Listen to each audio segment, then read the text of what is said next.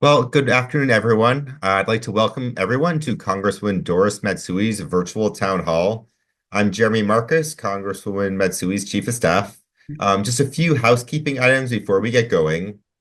We had over 1,000 questions submitted in advance, and I'm sure more will be coming in during the town hall. So apologies in advance. We're not going to be able to get to everyone's question. So if your question is not addressed today, we'll be following up in writing to answer your question as soon as we're able to. If you're participating via Zoom, please feel free to put any questions you have in the Zoom Q&A. And for those of you who are participating via Facebook or YouTube, please go to matsui.house.gov and click on Contact to submit questions.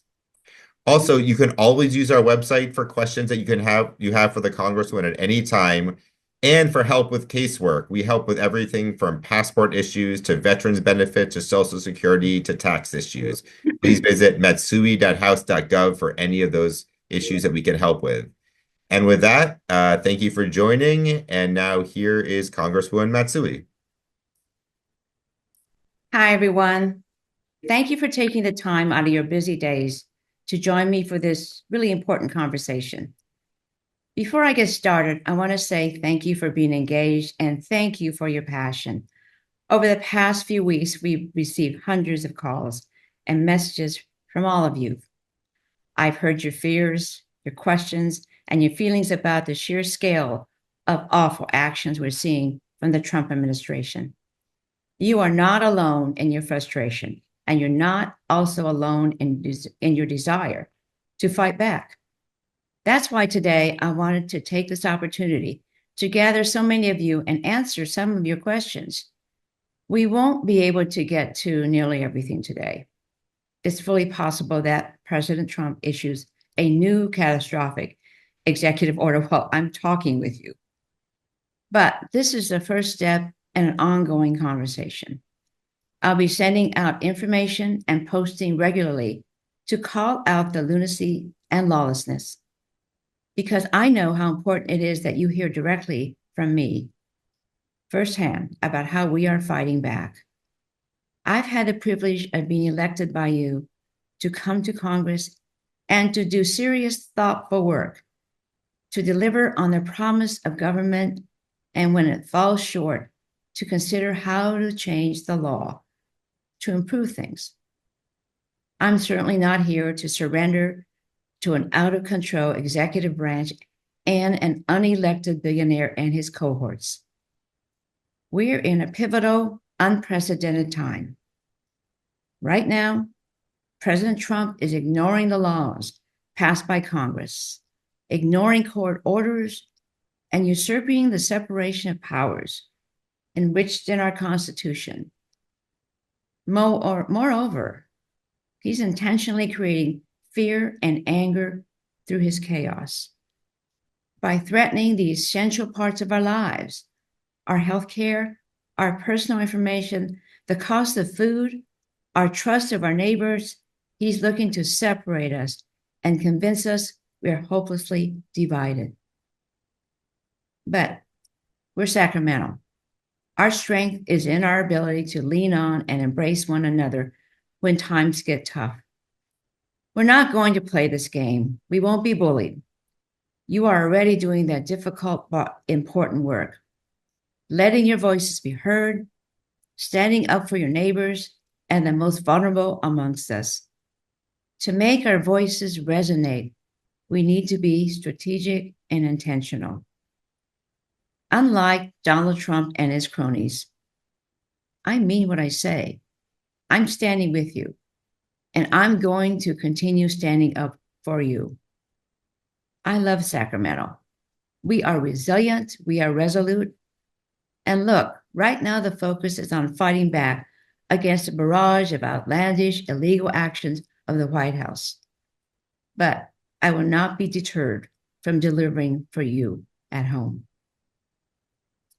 But now I want to start out with a broad overview of what is happening and why it matters for you in Sacramento.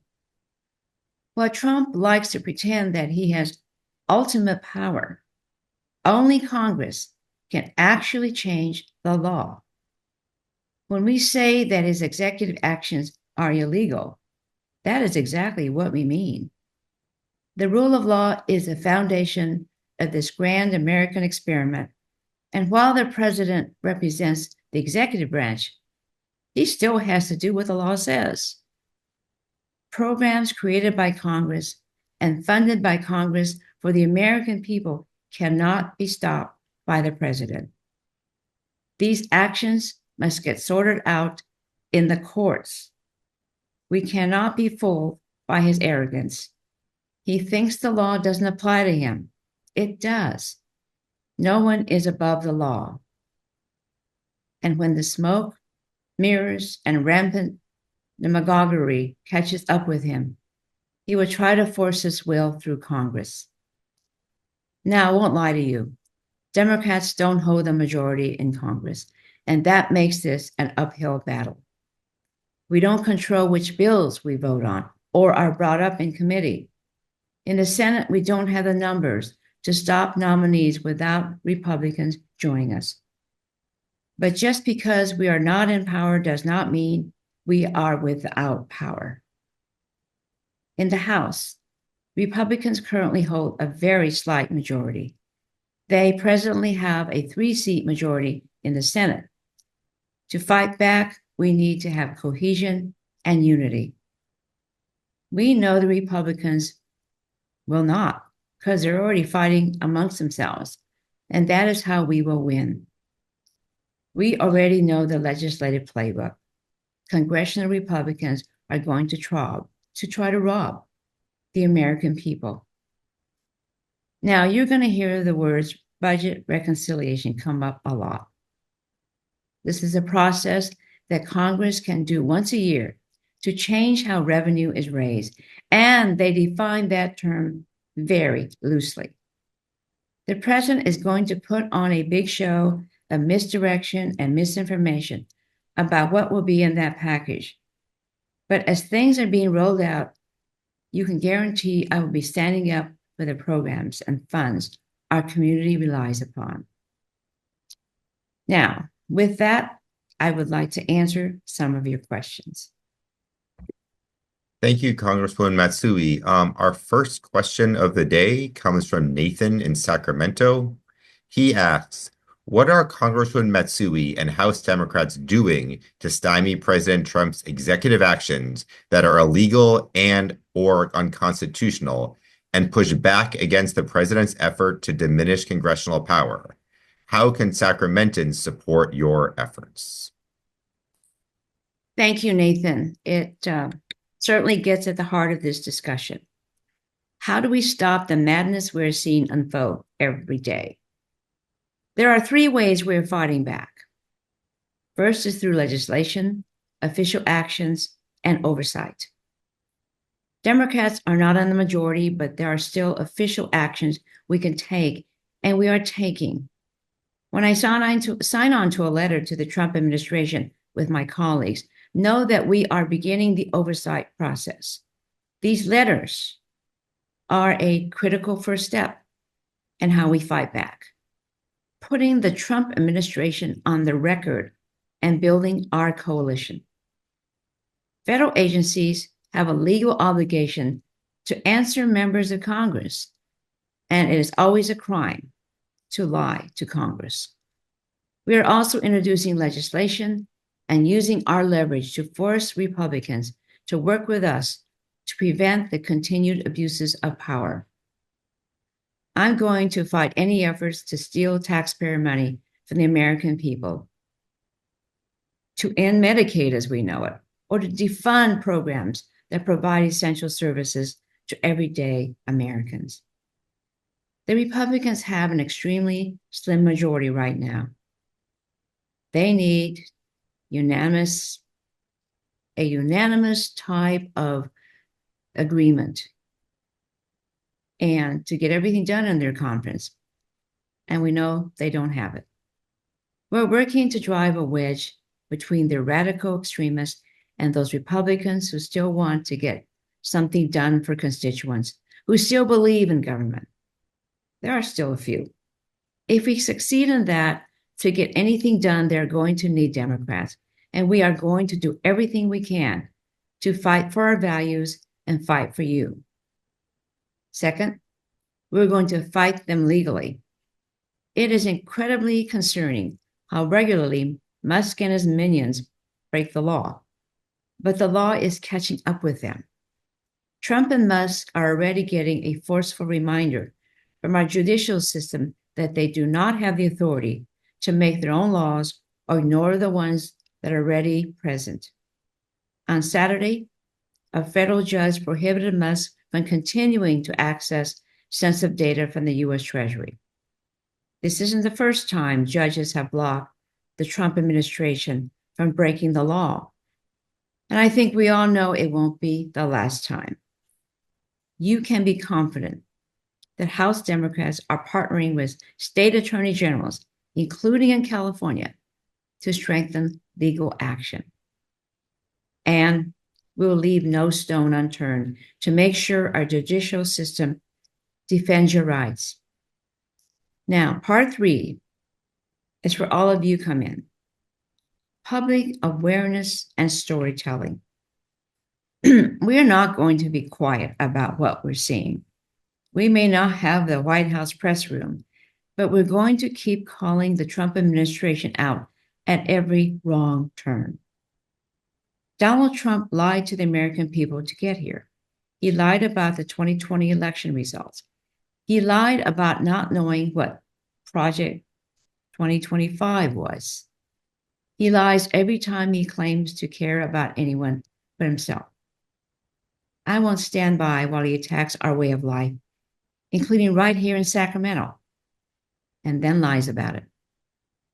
Collectively, Democrats are going to keep pushing back on their scam and will never stop telling the story of what is happening across the country. That means I must keep hearing from you. We need to make sure people understand that this is not theoretical. Serious, potentially irreparable consequences are not far away.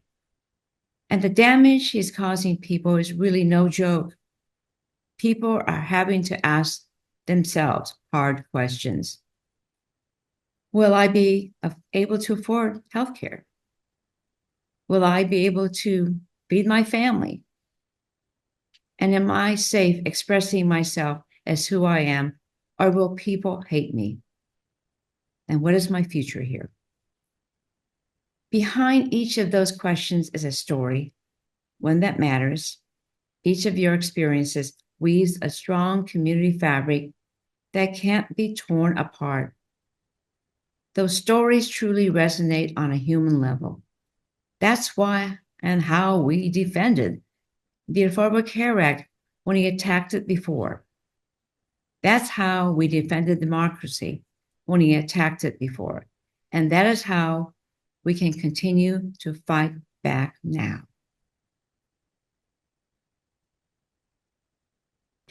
All right. Our next question is from Christina in West Sacramento. She asks, what specifically will you do to stop Elon Musk, an unelected member of this administration, from accessing the Treasury and other agencies with sensitive information? Thank you, Christina. This is a question that has been on a lot of people's minds. On Saturday, a federal judge restricted access by Elon Musk and his cronies to the Treasury Department's payment and data systems. Now, even with that pause, Elon needs to be put in check. The idea that President Trump would turn over their power to an unstable billionaire, someone who has no idea how government works and is only interested in enriching himself, is sickening to me. America is not Twitter or X. He can't buy the United States so he can destroy and reshape it in his image. I'm especially alarmed at the arrogance he's showing in accessing Americans' sensitive information, from financial to health data. The access to people's personally identifiable information comes with responsibilities, both legal and moral. And that's why this data is safeguarded. and why there will be consequences for his actions. Much like the executive orders Trump is signing, what Musk is doing breaks the law. If he thinks we're going to let him intimidate us from holding this level of corruption accountable, he's wrong. If he thinks by firing the top inspector general in a government agency, he will avoid any investigation into his illegal actions again, he is sadly mistaken. Now, this fight will take time, and I don't think Elon has any idea how dedicated and qualified the enemies he has made are.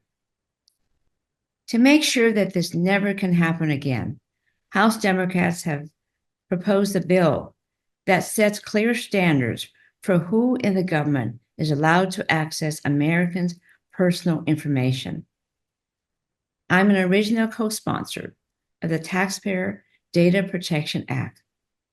This is a legislative response to Elon Musk's unfettered access to highly sensitive personal information. This bill will safeguard the confidential records of all Americans and ensure that only fully vetted career civil servants are able to access this sensitive data. Now, if just 3 House Republicans side with the American people instead of Elon Musk, we can pass this critical bill. Republicans need to think of the needs of the American people first, and not an unelected billionaire who has bought his way into power. Next, we have a question from Kate from Oak Park. She asks, what are you doing to protect us from this attack on democracy? I work for a local federally qualified health center that employs over 400 people and serves more than 20,000 patients. How are you protecting our federal funding? Hi, Kate. First, thank you for the work you do. Community health centers are a vital piece of an affordable, accessible healthcare system, not just for primary care, but for mental health services, immunizations, reproductive health services, and more. Opening up access to preventative care, ensuring families can be proactive about their health. That's what helps our system work more effectively, efficiently, and fairly. And that's why our community health centers are a lifeline for our Sacramento community. I'm absolutely appalled at the disregard this administration is showing towards Americans' basic health care. The president attempted an unprecedented power grab, freezing billions of dollars of funding for programs Congress has funded. That freeze is currently paused by a federal judge, but the Trump administration is continuing to withhold or threatening to terminate billions of dollars in programs that impact Americans' health. Now, this includes funding for basic research into cancer, rare diseases, training healthcare workers, mental health and substance use disorder services, providing basic care at community health centers, and more. The freeze was stopped because it is illegal. The executive branch is responsible for implementing the laws Congress passes, not making up their own. That includes spending the money we appropriate. Congress has the power of the purse, not the president. Unfortunately, despite the judge's order, I'm still hearing from health centers that are having difficulty accessing their federal funding. This is what happens when you replace the judgment and experience of career civil servants with a move fast and break things mentality. These disruptions are the sort of thing congressional oversight is going to get to the bottom of and hold people accountable for. However, Republican goals and reconciliation pose a more real and long-lasting threat to institutions like the community health centers. Republicans are threatening to cut trillions of dollars in Medicaid spending in order to pay for tax cuts for the very wealthy. These cuts will be devastating in our community. Medicaid covers over 150,000 people in our district, including seniors, low-income individuals, people with disability, and kids. Half of the children born in California are covered by Medi-Cal. In Sacramento, we understand we need to remove barriers to care, to address the social determinants of health, to get rid of existing inequities and disparities in the system. Our health centers are the tip of the spear. They are in the middle of our neighborhoods, reaching folks where they are. That's why I'm fighting back against these egregious cuts, as I have time and time again. Democrats on the Energy and Commerce Committee are going to be front and center in that fight. We have a question from Linda from Land Park. She's asking, do you get a sense that the positive climate change actions of the Biden administration can survive the current administration? Hi, Linda. Thank you for that question. This is something I'm working really hard to address. Climate change is a defining challenge of the 21st century, and we are running out of time to stop it. It's already impacting our communities, and it'll get worse if we don't act aggressively.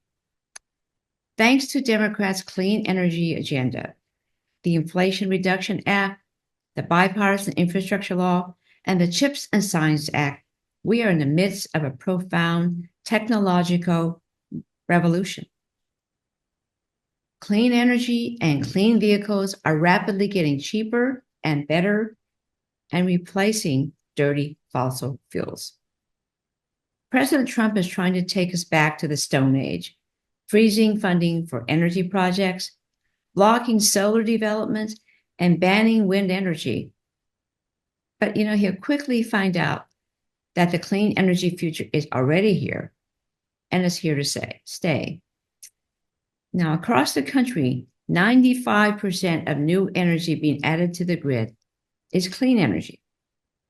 Utilities, even for-profit energy developers, and the tech industry are all aligned behind clean energy. They know that climate change is happening, and relying on dirty fossil fuels right now is a financial risk for them. But even more fundamentally, clean energy is cheaper and faster to build than fossil fuels. That's why the overwhelming majority of new energy being built right now is clean energy. It just makes economic sense. And the automakers know that electric vehicles are the future. They know they have to build better and cheaper EVs to successfully compete with Chinese automakers. Again, it's simple economics. EVs will become increasingly cheaper and better. Automakers know they have to win that race if they want to continue to be profitable. This race to clean vehicles and clean energy is already creating a new manufacturing boom in America. And many of those new factories are in Republican districts in Georgia, Nevada, South Carolina, Arizona, the list goes on and on. And I'm working on a broad coalition of nonprofits and companies to highlight those factories and jobs in Republican districts and to highlight the economic pain Republicans would inflict upon themselves if they try to roll back our climate investments. This is how we make climate change an issue that Republicans are willing to fight for. We've got a question from Nancy from Sacramento. She says, what can we do to save the Department of Education? I am a retired special education teacher and I am very concerned. Hi, Nancy. Thank you for that question. President Trump cannot abolish the Department of Education without an act of Congress. And that's just not going to happen. He's still going to attack the Department of Education because he fundamentally does not understand the importance of public education. It's a free education system that is open to all children. It provides equal access to education, regardless of any other circumstance. Supporting programs like special education that back the work of teachers like Nancy is something that all politicians used to agree on. Instead, Trump thinks of it as a propaganda tool, not a school. He's more concerned with driving a culture of fear than understanding the needs of children.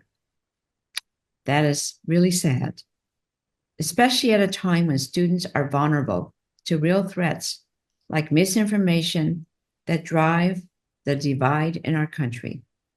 We should be proactively focused on real ways to keep students safe. I introduced the bipartisan Enhancing K-12 Cybersecurity Act. This bill will provide new cybersecurity resources and help close the digital divide. Solutions like this provide teachers and students with the resources they need to succeed. We all know disbanding the Department of Education would take us in the wrong direction. Trump can't legally do it, and we will fight him on it. Meanwhile, we have to keep making progress for our children in our schools in Sacramento. And I'm committed to fighting for resources to make that happen, regardless of what this administration tries to do. We have a question from Samara in Elk Grove. She asks, what is your office doing to protect sensitive spaces such as schools, libraries, community centers, parks, places of worship, and other gathering places to ensure ICE does not target individuals? Samara, thank you for bringing this up. I know many people in our community are scared right now. And that's what the president wants to do, to scare you. On day one, President Trump issued 14 executive orders on immigration, all of which are meant to create a culture of fear and intimidation.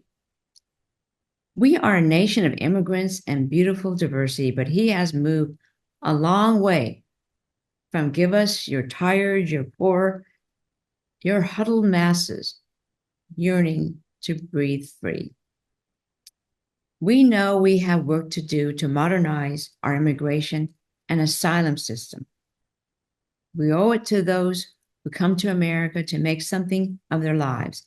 And I'm willing to work with anyone who genuinely wants to make our community safer. But instead of thinking through how to create real positive change, the president has opted for fear-mongering and confusion. I have spoken to our local education leaders and law enforcement.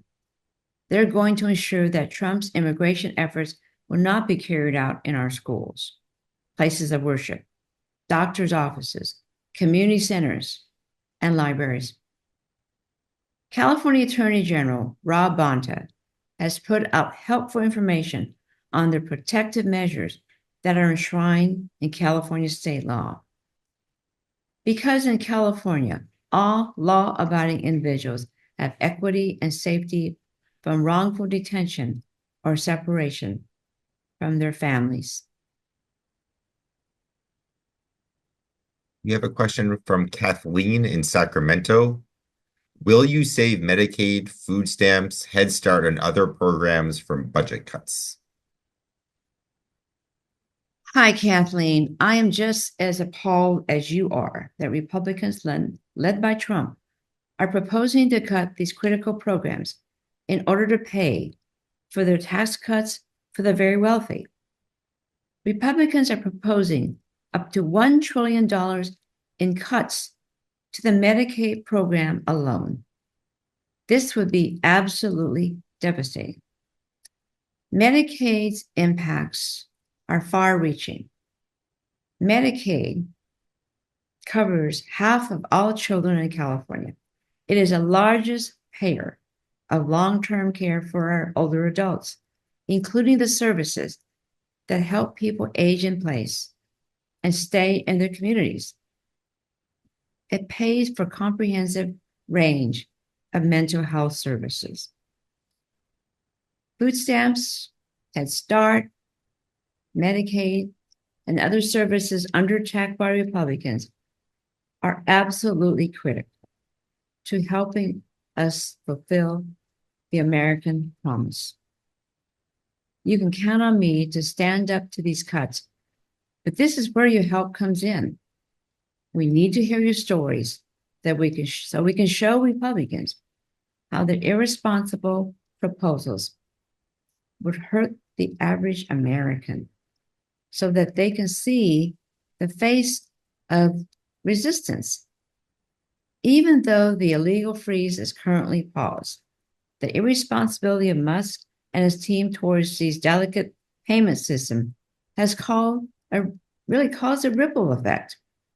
Healthcare clinics, Head Start facilities, and others are still having difficulties accessing payment system and drawing down their federal funds. It's not just an inconvenience for the providers of daycare.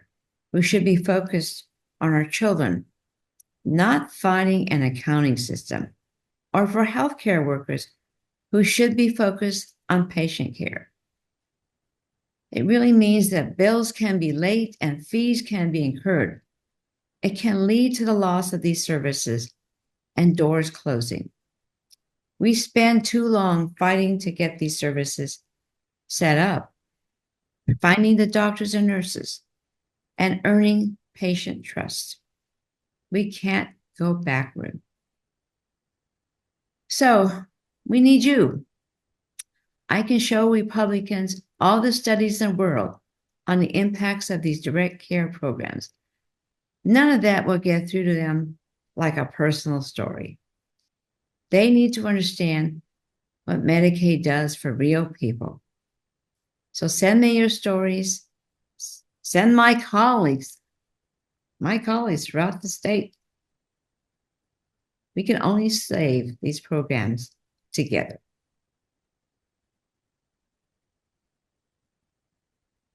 So I think we have time for a couple more questions. We have one from Patricia from Curtis Park. How do we protect freedom of the press and support NPR and PBS? Patricia, thank you for that question. President Trump's own media biases have been clear for a long time.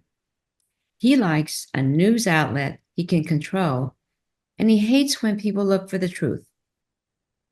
Trump has recently tried to weaponize the FCC to intimidate and silence broadcast media by having them start investigations into outlets he personally disagrees with. PBS and NPR have for decades provided people with free community-supported access to local, national, and world news. Unlike privately owned media, these outlets are not beholden to stakeholders, government or private. They are the voices we all grew up with hearing. They're important parts of our community in Sacramento. I am concerned about the legitimacy of the FCC's investigations and about its chilling effect on free expression. We should be supporting, not undermining, public media's contributions to local journalism, educational program, and the marketplace of ideas. I will keep fighting for the freedom of press in Congress and am watching the FCC closely.